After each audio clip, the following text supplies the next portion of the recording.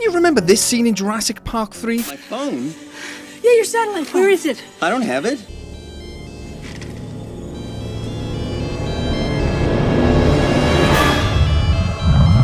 I've always found it extremely confusing how a massive Spinosaurus, bigger than the T-Rex, which we know creates massive impact tremors, on the ground, Dr. Ian Malcolm tells us this in the first film, suddenly sneaks up on the cast and away. I mean, not once did the people who were actually facing that direction even notice the Spinosaurus was there, until the phone went off. You see, there's far more at first glance going on here than meets the eye. You see, believe it or not, there are actually several hidden messages and clues, which give us the answer to this information. And I'll come back to that in just a second, because directly after this scene is another important mystery, and one which is probably arguably more confusing than the first. How does the Spinosaurus break through this massive fence, which we see here, but is then unable to break through this tiny door which the cast are now cowering behind? Don't worry, I've got you covered. We're going to fully explain this mystery, starting with how the cast didn't see this massive Spinosaurus. Now, if you really wanted to, you could go into it and say Jurassic Park 3 was a mess of a film, and that is true. They were still writing the film as they were shooting it, which isn't good for any movie, right? But regardless of that, Jurassic Park 3 gives us one of the most iconic dinosaurs of all time, the Spinosaurus. So let's start with why nobody saw the Spinosaurus coming in this scene. Now, Jurassic Park sets up the franchise perfectly for all these tense build-up moments. The T-Rex approaching unseen, but we can hear its footsteps, the impact tremors, boom, boom, boom, boom. The suspense is there. But Jurassic Park 3 completely throws that out of the window because nobody hears the Spinosaurus coming. Why is that? Now, immediately my first thought is it's a stalker predator, an ambush predator. So maybe it is able to sneak up on the cast unawares. And then when the phone goes off, again, they're like, oh no, it's somehow snuck up on us. But hang on a second here. The T-Rex is also an ambush predator and still makes them massive stomps. I mean, it ambushes the Gallimimus in Jurassic Park 1. I mean, the both animals can't just shift their weight to make no impact tremors at all, right? So has the Spinosaurus got some type of special cushioned feet, which literally enabled it to sneak up on the cast unawares? But hang on, we're forgetting a massive important detail here. Wasn't the cast facing this way as well? I mean, I know Eric Kirby had his back towards the Spinosaurus, but what about the actual Kirbys and Billy?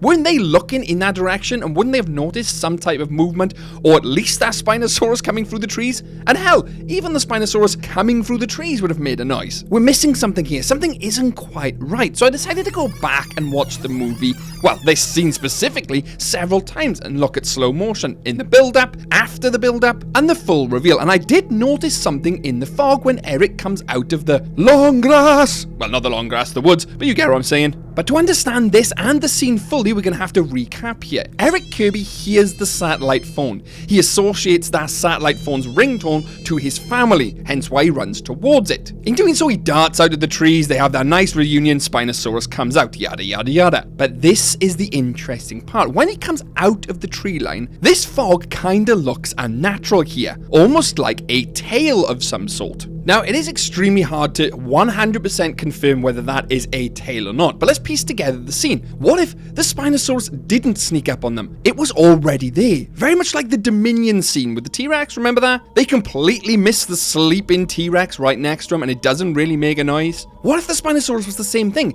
It was sleeping in that long grass area, or maybe even just inside the trees. When the phone rings again inside its stomach, it wakes it up, comes to its feet, and that's why it's standing there, panting heavily. That then comfortably explains why we hear no impact tremors of its approach, because it didn't approach. It literally wakes up, it's already standing there. That would explain the tail-like silhouette in the fog. I believe we've comfortably now explained why no one saw the Spinosaurus coming. But what about the door? How come the Spinosaurus was able to smash through this huge metal fence, but was unable to open this tiny little door? Surely I haven't got an answer for that, right?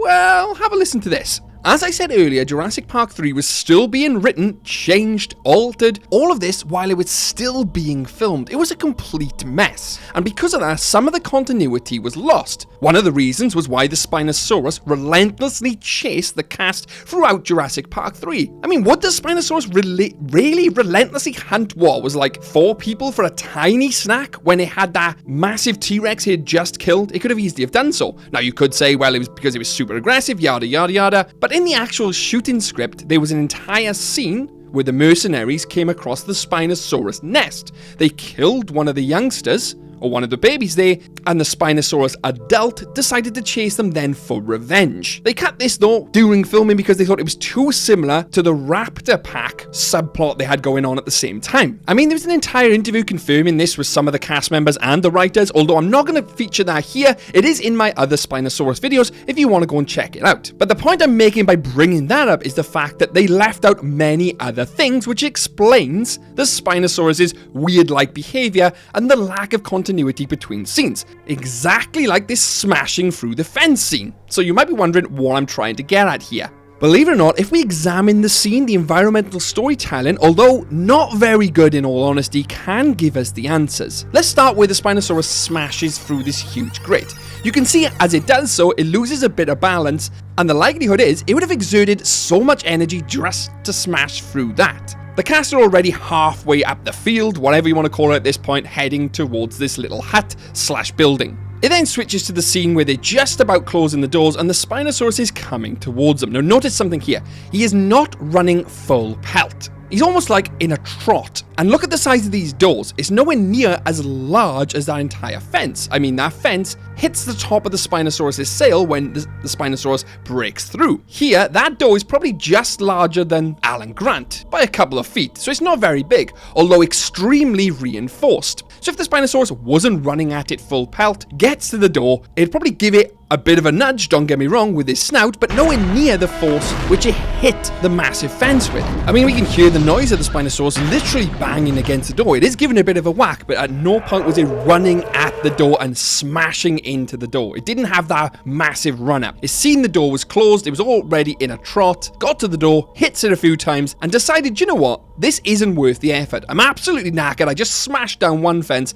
I'm not going to do it again for these small little animals. I'm just going to wait for them to come out. And it lets out a little cry in doing so, going, "Meh, you went inside, meh." Oh, but we're not finished right there, because there is something wrong with this scene. You see, the Spinosaurus does the same thing at the gate. Well, the fence, remember? It comes up to the fence, turns around, takes a run up and smashes it. Now, who's to say it wouldn't have done the same thing to that door? Got up to the door, nudged it a few times, noticed, do you know what? It's kind of testing the waters, it's hitting the door to see how strong it is. And it could have been testing it and thought, I'm going to take a run up and smash through this entire thing. It could have easily have done that right, but it decided against it. Now, whether that's because when it did his little test nudges, it decided this is too strong, I'm not going to bother, or poor writing, probably that, it decided against smashing that front door in. Probably because it's a building rather than just a standalone fence. I mean, even if it did smash through the door, it'd still have to then try and chase him through the majority of this building. Granted, the building is quite small, but I couldn't imagine an animal doing that anyway. Regardless of how you view the scene, I still think it's a little bit silly because the movie on first glance doesn't give you that information, and who really is going to go back and analyze this entire scene? So, well, someone like me, are you? But you get what I mean. If you're watching this in cinemas, you're going to take it at first glance, and the first glance would be, how was the Spinosaurus just standing there without them even seeing it? And then immediately after, another questionable scene, how didn't it break down the door? Well, I believe we've confidently answered that today. Well, at least the first part. The second part is really hard to defend with poor writing. But we're here to try and explain it from a lore perspective, right? And that's what we've done today. And if you enjoyed it, please hit the like button and subscribe for plenty more Jurassic Park and world content on the channel. There's loads on there. Go and check it out if you're a massive dinosaur fan. Oh, and I'd also like to say something pretty special. Thank you for watching this to the very end, and for everyone who's stuck with me over the past couple of months. I had a bit of a lengthy period off because I went on holiday, bit of burnout, and I'm back now, so thank you for your patience and sticking with me. And if you've missed me that much, go and watch another video. Massive thanks to the InGen security team on screen now, DVM Wannabe 1018, Hammer Time, and our Jurassic CEO, Joseph Frost Ghost. Thanks, guys. And if you came across the Spinosaurus just out there, standing in the wild, could your day get any worse? You bet Jurassic can. Catch you later. This is T-Rex P.